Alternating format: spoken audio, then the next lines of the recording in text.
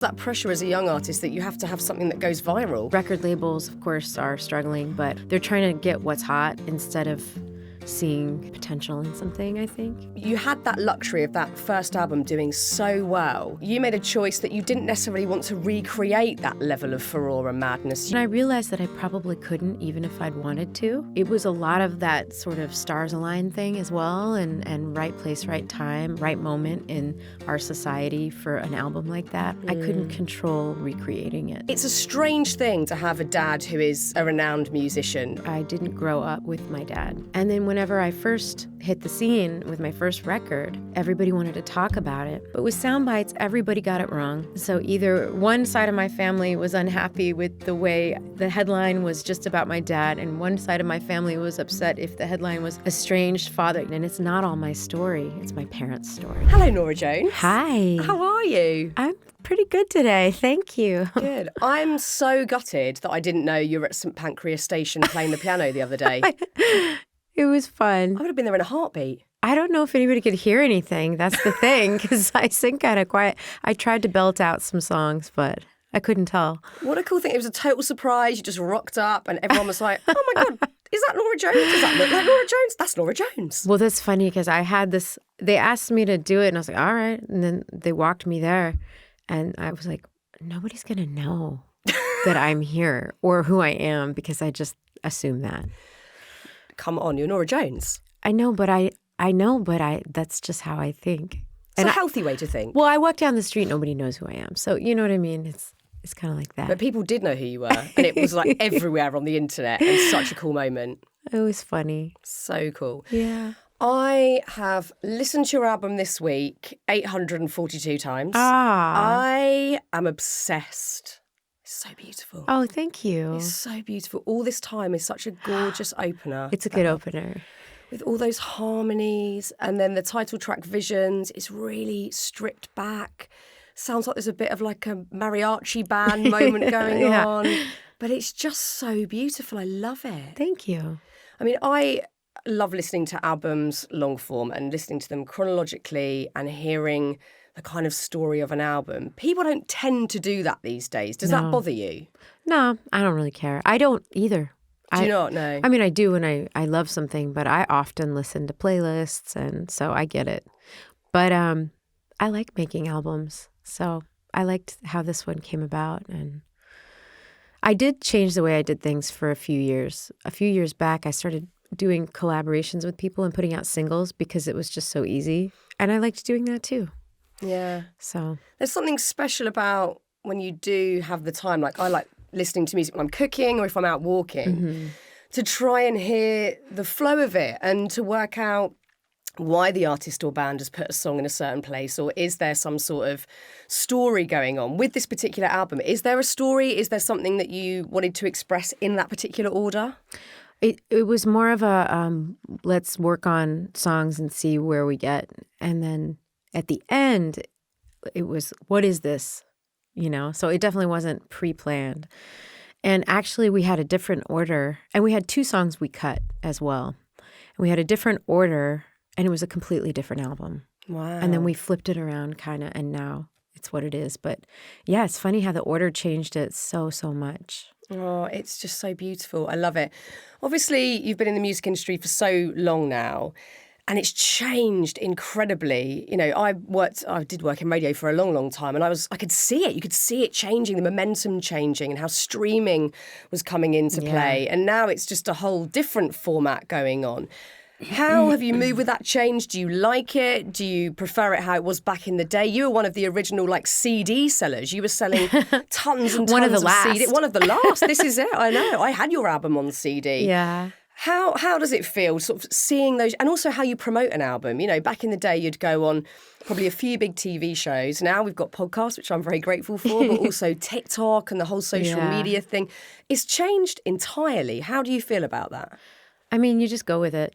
Really, there's nothing to do about it. So you just have to sort of adjust. But I feel really lucky that I sold CDs when you could, because people have a hard time making money now, young artists. Yeah. And, you know, it's just a different thing. And you have to be your own PR person, marketing person with social media. you have to do it all It's wild, yourself. isn't it? I mean, I have great people at my record label who do things for me. But I mean, as a young artist starting out, you kind of have to just do everything. Yeah. And I guess there's also that pressure as a young artist that you have to have something that goes viral for it to mean something. And Yeah, there's a lot of noise. yeah. Yeah. I felt like back in the day, it could be a slow burn. It could be something that people discovered. And now it's like, oh no, you've missed the boat. Bye. Yeah. It's terrifying. And record labels, of course, are struggling, but also they're not investing in long-term artists as much, I don't think, because they are capturing the TikTok sensation and all that stuff. So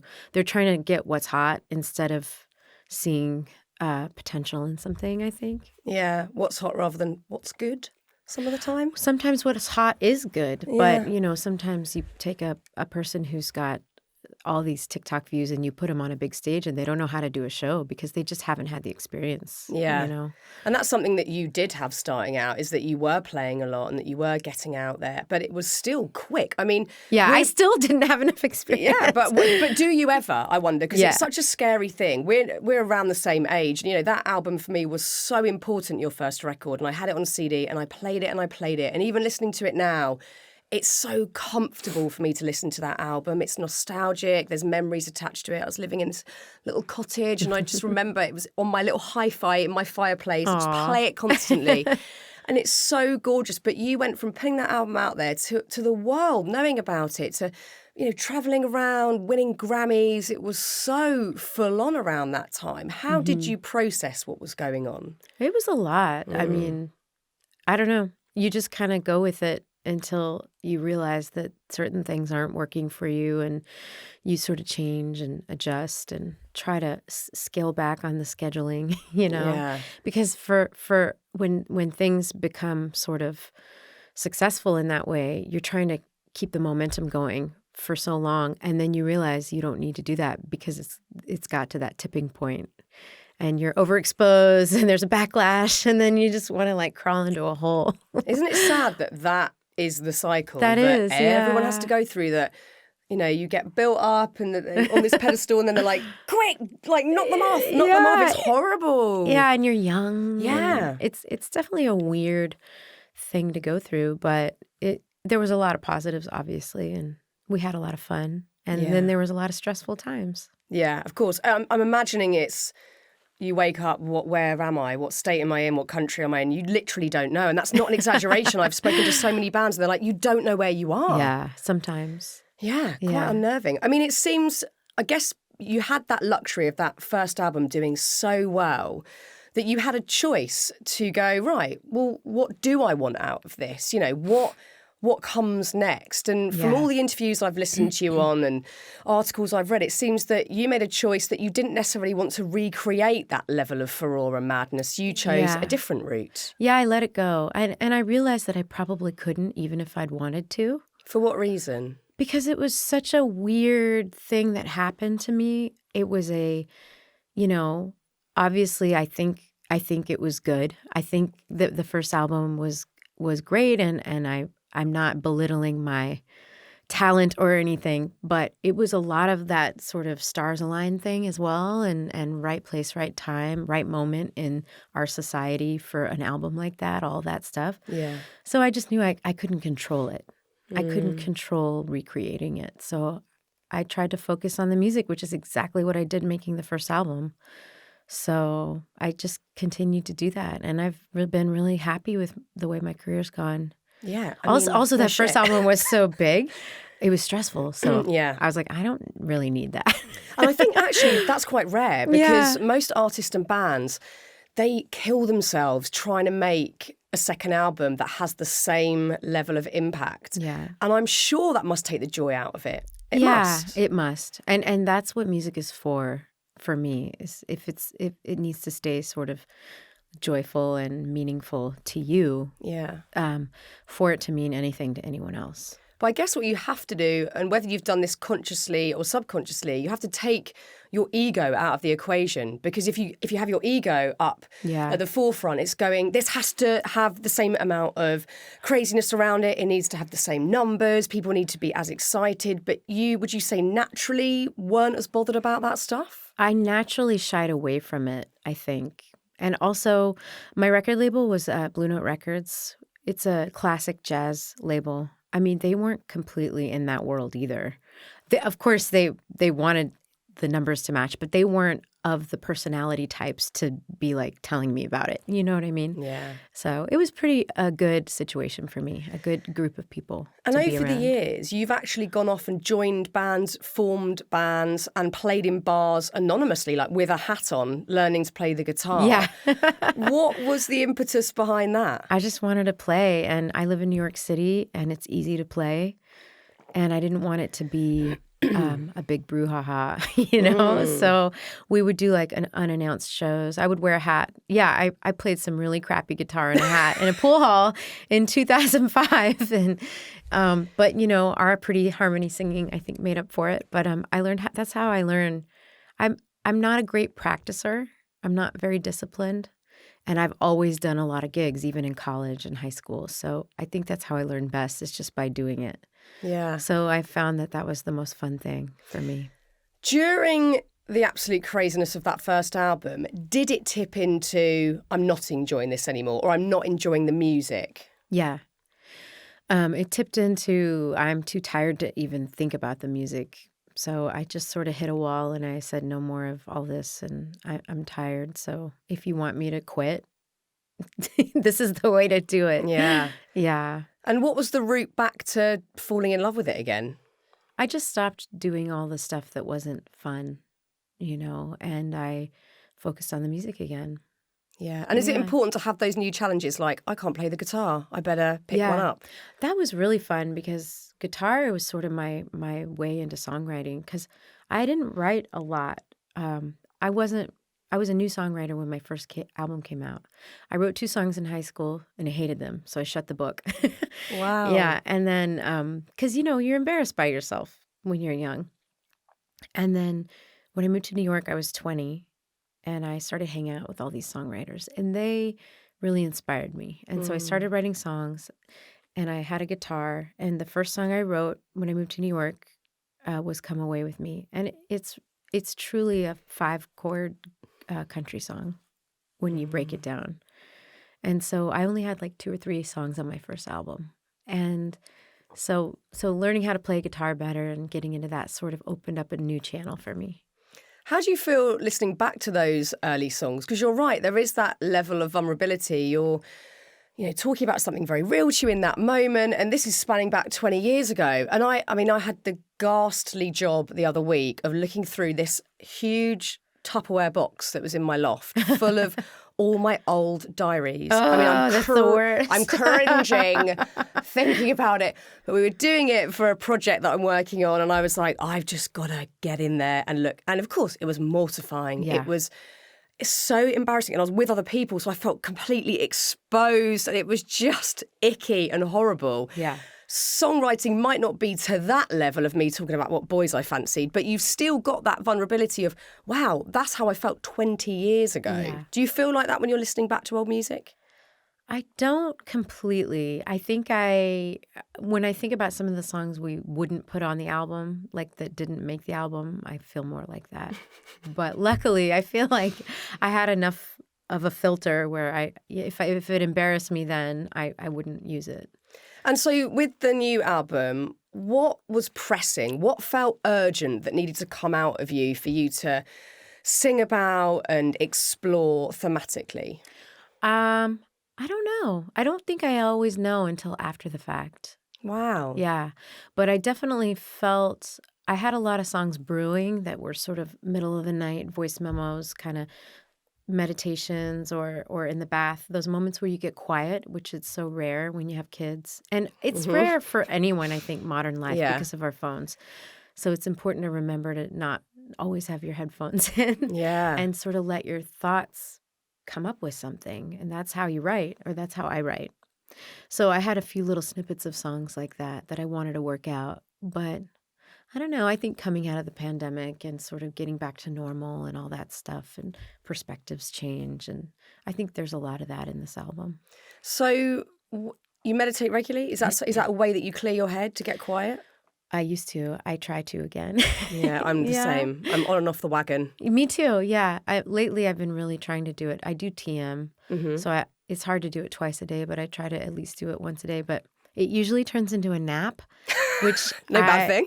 which I kind of feel like is awesome and I must need it. You've So definitely relaxed. If you've fallen exactly. asleep, you've Yeah. certainly relaxed. Yeah. So you will have these moments where sometimes, a lyric comes into your head, a melody, it just arrives. It's usually a melody and it's usually attached to a lyric.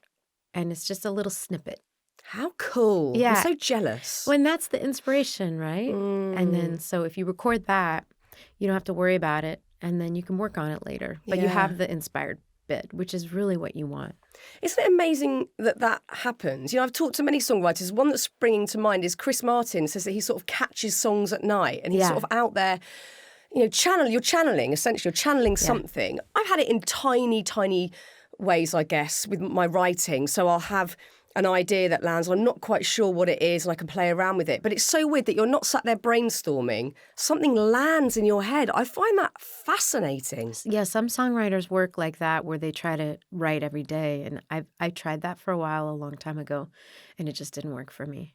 Is it just kind of you creatively exhausted, sort of trying to find ideas? Yeah.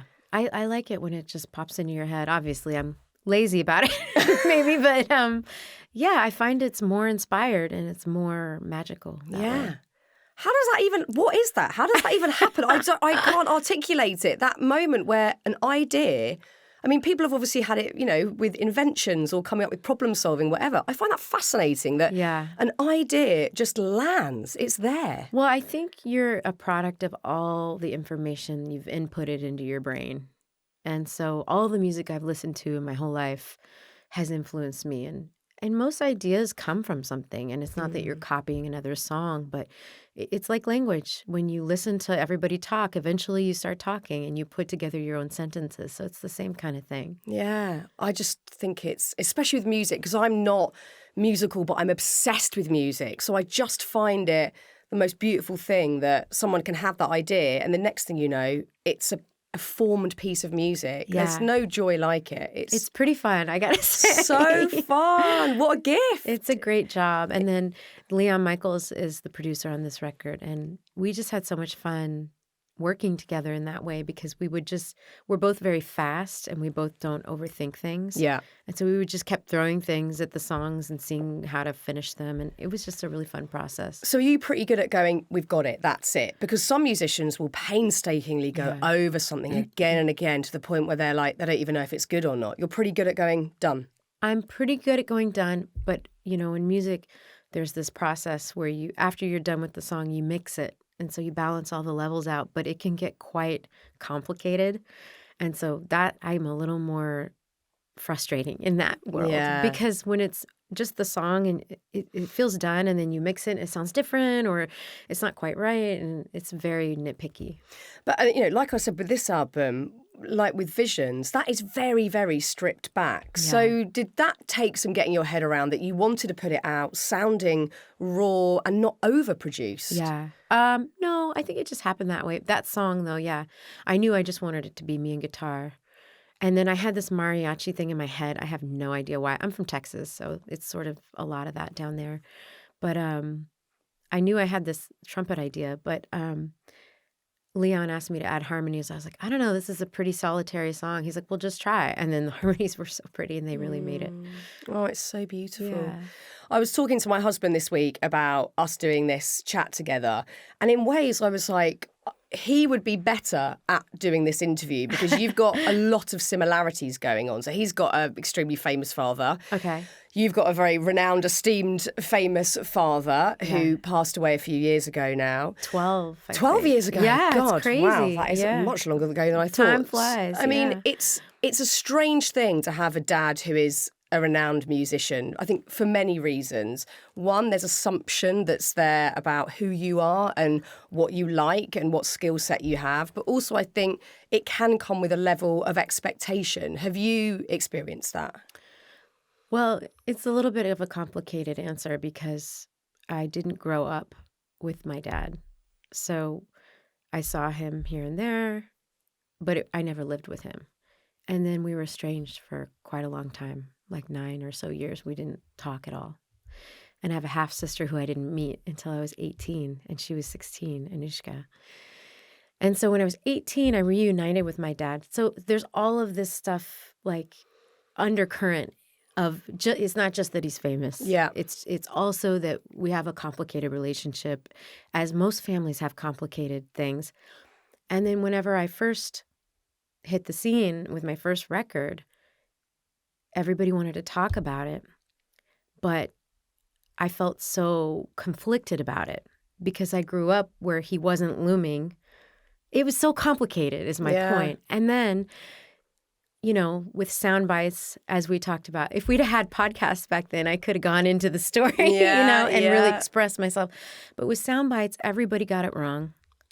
So either one side of my family was unhappy with the way the headline was just about my dad, and one side of my family was upset if the headline was estranged father. You know, we ended up having a really great relationship once I was 18 and got to know him. So right in the middle of all that finally happening, I became successful, and it just got really misrepresented. And honestly, it's just nobody's business, but it's also complicated, and it's not all my story. It's my parents' story. Yeah. Right? So honestly, that really messed me up back then. And so that was part of the stress of the success for me. Yeah, I bet. Well, because the pressure's on you and all eyes are on you from the people that you actually care about. They're the opinions that you do worry about rather than the outside noise. They didn't hold back. Yeah, but it's often the case. But of course, I didn't want to tarnish his reputation by being the estranged daughter, and honestly, like, none of that mattered when it was just us.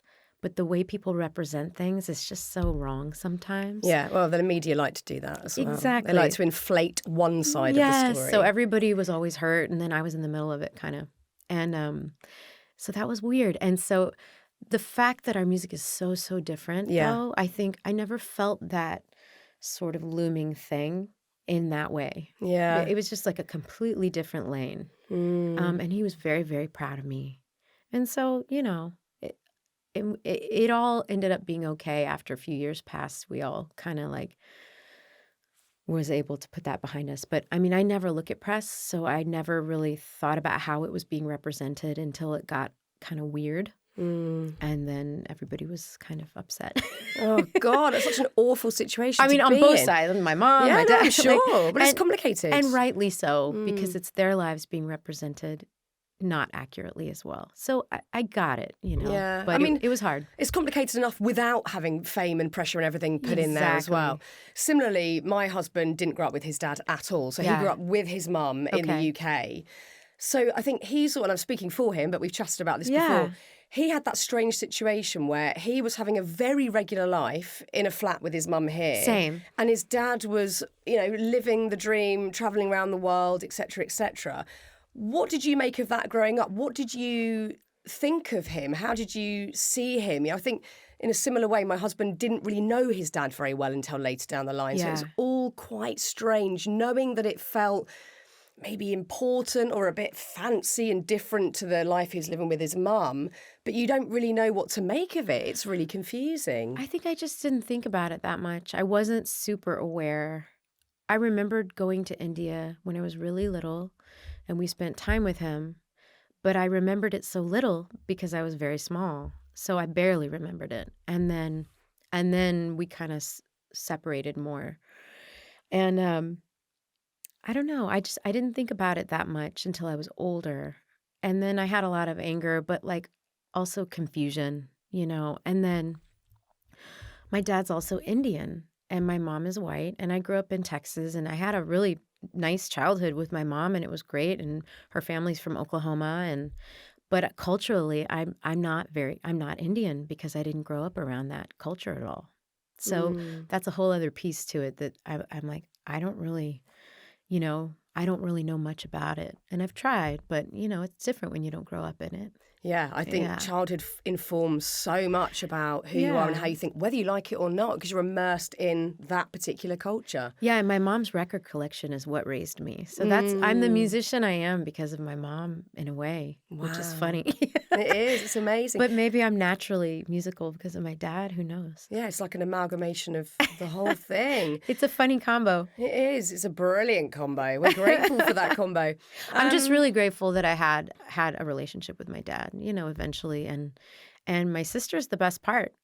We both grew up without siblings. So what age were you when you got to meet her and get to know her? I was 18 and she was 16. And she's a musician, and we have so many parallels.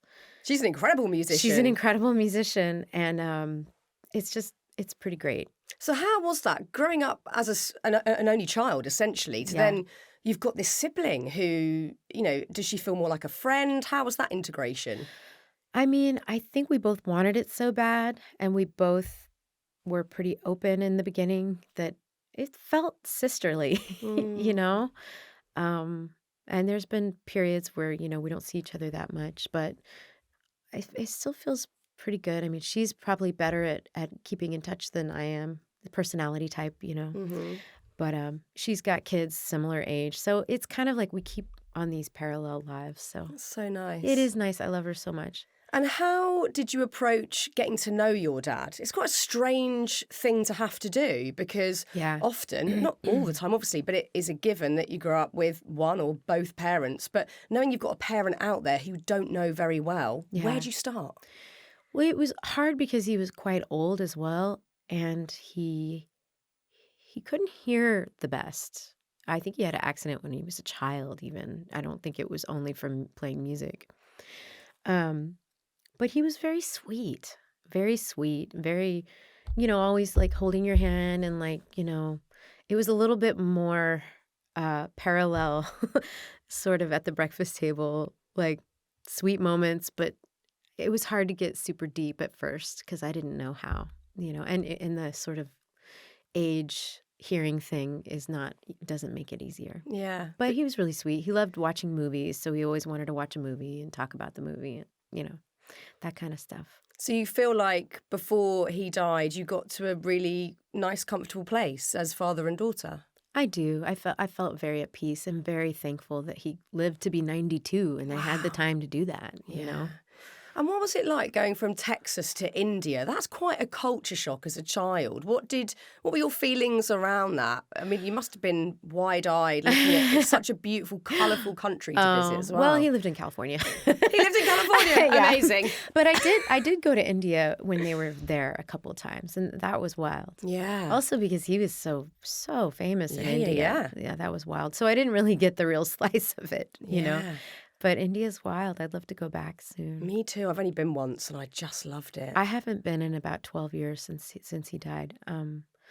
But yeah, I want to take my kids there, but not till they're a little bit older. And I think it would be nice for us. Yeah. It'd be a lovely thing, and just kind of soak up the culture, and I guess you get to feel close to him again in that circumstance. Or close to myself, Yeah. just like who is this part of me? I don't know this part of me very well, so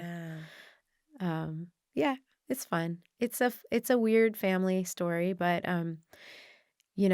there's even more.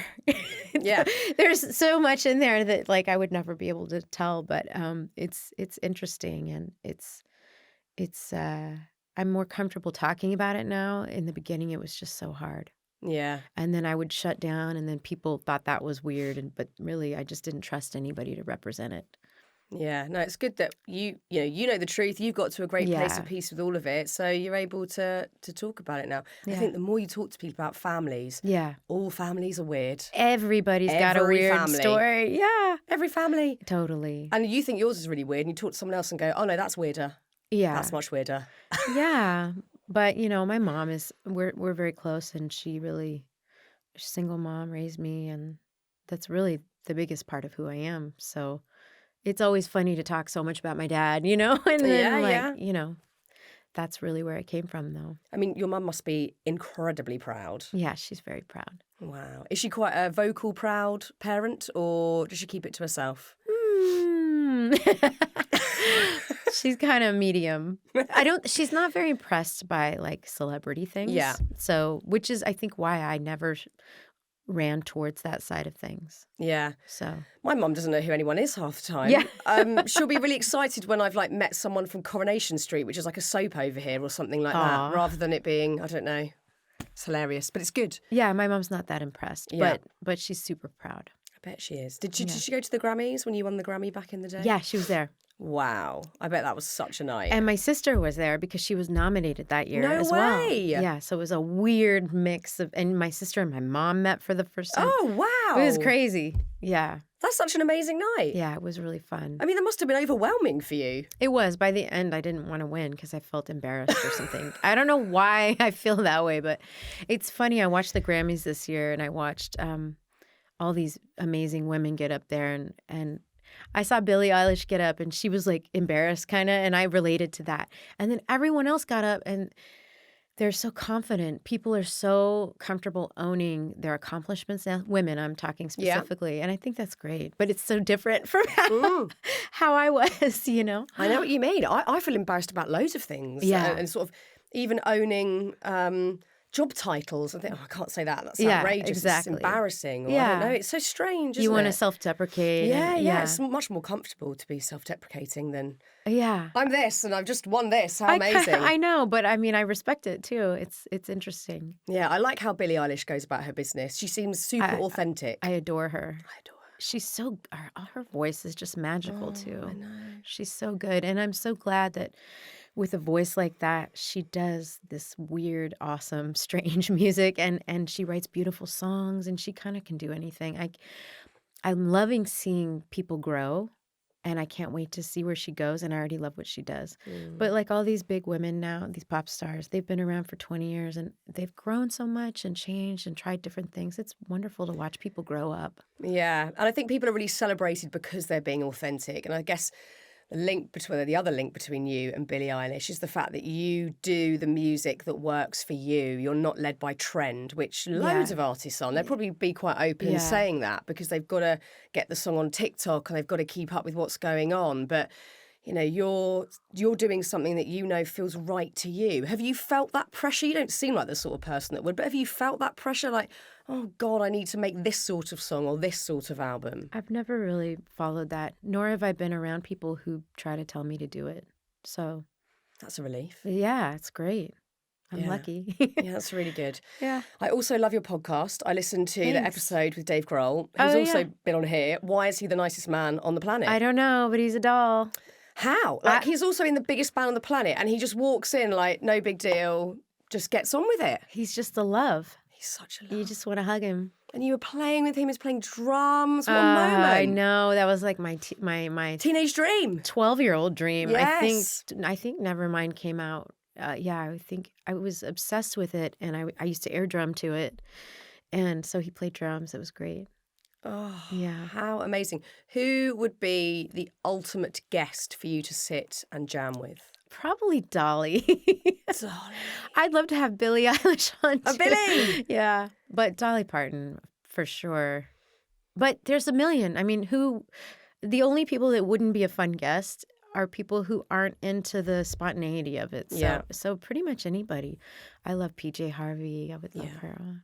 And is it, I guess, a dream gig for you as well, just getting to sit and nerd off about music with someone who gets it at that level? Yeah, I mean, we were just talking about how this format is so nice because you can get in deep with people and it's intimate and you don't have to worry about sound bites and all that stuff. Yeah. But it's so nice because in addition to just talking to people, I get to play these 4 songs with them and it's just like another way to have a conversation for musicians.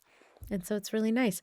And the talking part, I was a little nervous about, but it's ended up being really fun. And I feel like people open up to me in a different way than they would with a journalist. Yeah. So it's been really nice. Yeah, as soon as you hear the word journalist, sort of, my vagina clenches. Don't want to do it. I love that. I'm terrified of them. Yeah. I'm terrified of them. No, it's true. I don't trust how they're going to take my words. No. Yeah. Well, you know, they just want the angle. And I think that's why podcasting is so gorgeous because it is a safer space. And you know that whatever the circumstances for you, you've got that beautiful connection of music. This is just a random conversation, but it feels gentle. Whereas I think that old school press thing of, right, let's get to it. Where's the goss? Yeah. Oh, it's horrible. And you can explain your thought rather than having a tiny soundbite. Yeah. Is there anything that you've learned about a guest that's been surprising, or another angle you've seen of them because of that angle you're going in at? Not really. I feel like I come in pretty open, and I feel like they do too. And it's been really sweet, you know. I had my sister on, my half sister Anushka, and um, that was the most special episode because we actually talked about our family a little bit, which Mm, I never do. Like even today, it's more than I've ever talked about that stuff probably, but um, it was really sweet, and we got yeah. to play. So And she's a great nice. musician, and it's just so fun. I feel like I've made friends doing this. Even Dave, I've known Dave for 20 years, but after we did this, I felt so much closer to him. Mm. And, it's just a really nice connection. It's such a gift. It's so Yeah. amazing. So after this extremely busy period where like you're in the UK for a few days, you're talking about the album, you're going off somewhere else, are you the sort of person that then needs proper downtime? You want to escape, quiet time, recuperate from the craziness? I really just need to see my kids. Yeah. That's really all it's about. I cram stuff in so that it's shorter, so that I'm not away too long. Yeah. It's just kind of a juggle. The juggle. Yeah, but it's fine. I'm very busy this month, and it's been a little tough on my kids, but I'm usually home. So I'm home more than most people who have to work 9 to 5 jobs. So it's a little bit of a sporadic thing. It's a different juggle. It's just a different juggle. It's still a juggle. I mean, Yeah. I was up so late last night with my son who left his science project until day 14 of the 14 days that he had. Oh, that sounds And like I me was as a like, child. Why? Yeah. Why are we doing this Oh, still no. at 8 o'clock at night? Oh my God. It's just relentless. I know it's the worst, but they're great. And They're great. it's fun because I get to take them on tour in the summers. Oh, wow. Yeah. So where are you touring this summer? I'm going to be in the States. Nice. Yeah, but that's always fun. Do they get what you do? They're starting to. Yeah.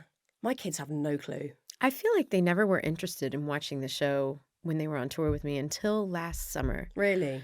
And they finally sat and watched like half a show, and they didn't want to leave, but they had to go to bed. But I think they finally started to get interested. So amazing.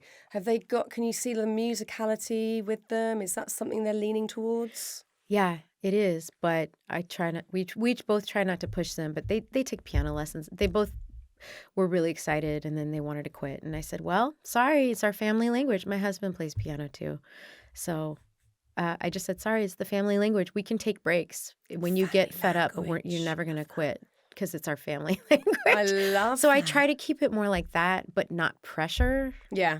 But I want them to be able to take breaks from it because lessons can be tricky. But they go over to the piano all the time and write songs, so I So feel like nice. they're into it now. My son plays the piano and I love it. And I think more and more so, I feel passionate about keeping him on track because he's 11. He's getting to that Yeah. preteen thing. Please keep playing because with the world, like the digital world and AI, I just think keep doing the thing with your hands, the creative thing. Oh, it's true. Yeah, my son is obsessed with AI. He's 10.